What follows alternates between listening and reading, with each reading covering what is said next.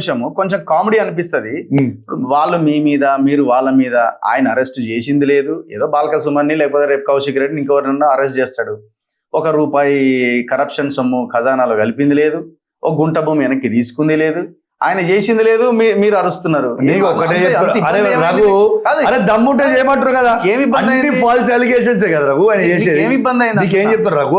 ఏమి ఇబ్బంది ఏంటంటే మా బాలకా సుమన్ జైలు ఎందుకున్నాడు? అదే అంటే మేము ఇవాళ కాతనపల్లి మున్సిపల్ ప్రజలు మా బీఆర్ఎస్ పార్టీ కేసీఆర్ గారికి ఓటేసినందుకేనా?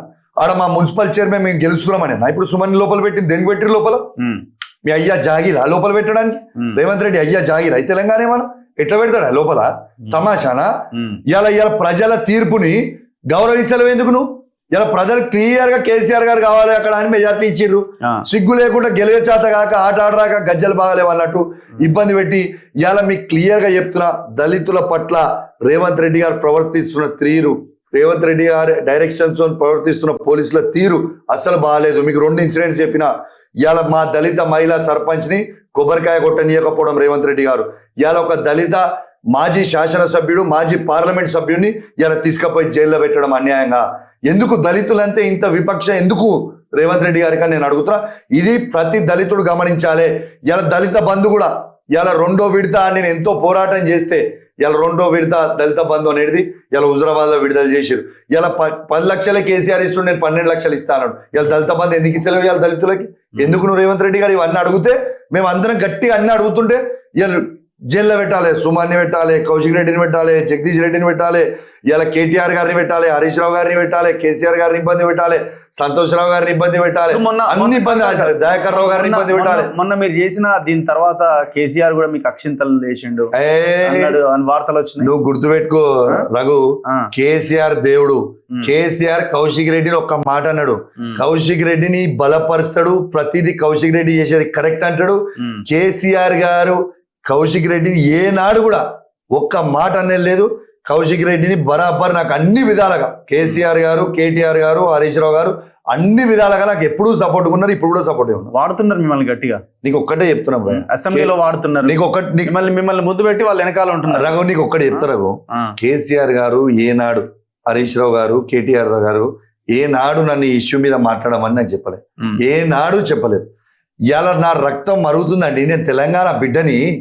ఇలా నా తెలంగాణలో ఉన్న రైతులకి రైతు బంద్ ఇవ్వకపోతే నాకు రక్తం మరుగుతా ఉంది. ఇలా మా తెలంగాణలో ఆడబిడ్డలకి 2500 ఇవ్వకపోతే నా రక్తం మరుగుతా ఉంది. మా తెలంగాణలో మా ఆడబిడ్డలకి బతుకమ్మ చీరలు ఇవ్వకపోతే నా రక్తం మరుగుతా ఉంది. మా తెలంగాణలో మా తాతల అవ్వలకి 4000 పెన్షన్ చేయకపోతే మా రక్తం మరుగుతా ఉంది. మా తెలంగాణలో ఇలా వికలాంగులకి 6000 రూపాయల పెన్షన్ చేయకపోతే మా రక్తం మరుగుతా ఉంది. ఇలా తులం బంగారం మా ఆడబిడ్డలకి ఇస్తలేకపోతే మా రక్తం మరుగుతా ఉంది. మా కేసీఆర్ కిట్ ఇవ్వకపోతే మా ఆడబిడ్డలకి మా రక్తం మరుగుతా ఉంది. న్యూట్రిషన్ కిట్లు పనిచేసినందుకు మా రక్తం మరుగుతా ఉంది. కంటి వెలుగు ఇలా ఇవ్వకపోవడం వల్ల, చేయకపోవడం వల్ల ఫ్రీ ఆపరేషన్ మా రక్తం మరుగుతా ఉంది. మా ఆటో కార్మికులకి 12,000 ఇవ్వకపోవడం వల్ల మా రక్తం మరుగుతా ఉంది. ఇలా విద్యార్థులకి విద్యా భరోసా కార్డు ఇవ్వకపోవడం వల్ల మా రక్తం మరుగుతా ఉంది. 2 లక్షల ఉద్యోగాలు యువకులకి ఇవ్వకపోవడం వల్ల మా రక్తం మరుగుతా ఉంది. ఇలా 500 రూపాయలు బోనస్ ఇవ్వకపోవడం వల్ల మా రక్తం మరుగుతా ఉంది. ఆడబిడ్డలకి స్కూటీలు ఇవ్వకపోవడం వల్ల మా రక్తం మరుగుతా ఉంది. రైతు కూలీలకి 12,000 ఇవ్వకపోవడం వల్ల మా రక్తం మరుగుతా ఉంది.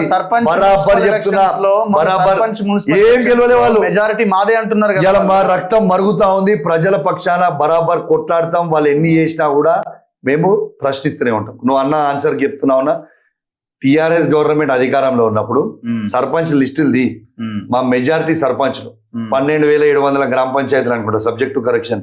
దాంట్లో 95% గ్రామ పంచాయతీ బీఆర్ఎస్ పార్టీ గెలిచింది అన్నాడు. ఇలా వీళ్ళు గెలిచింది ఎంత అండి? స్వయంగా రేవంత్ రెడ్డి చెప్పిండు కదా, మేము 35% గెలిచినామని. అంతే, అరే మేము గెలిచినామని రేవంత్ రెడ్డి చెప్పిండు. చూసుకోరు సర్పంచ్ ఎలక్షన్ అప్పుడు ఒకటి ఆయన చెప్పింది, తీసుకో లెక్కలు తీసుకోరు ఇవాళ. ఒకటి.